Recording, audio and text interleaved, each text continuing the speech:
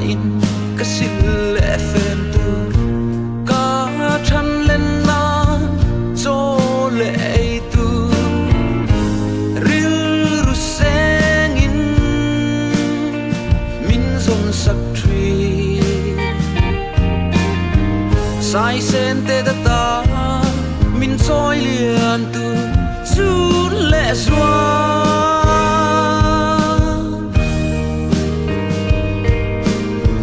ka siak thiam ka chiar thiam na chir na run min kai ti len rual ka ban ve na sil puan moi te min pe ka pian tha ka trangi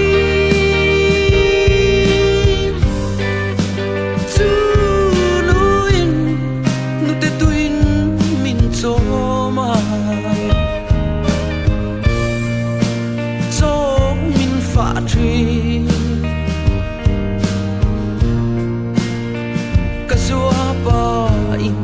ka sil FM tu ka than len na cho le tu ril ru seng in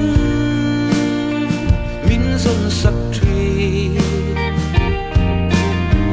sai sen te ta min choi lian tu chun le zua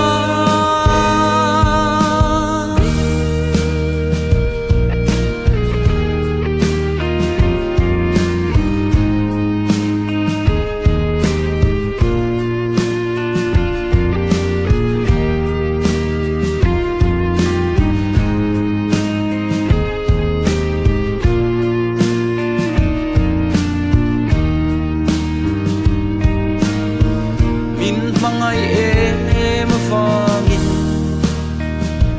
sual ka bola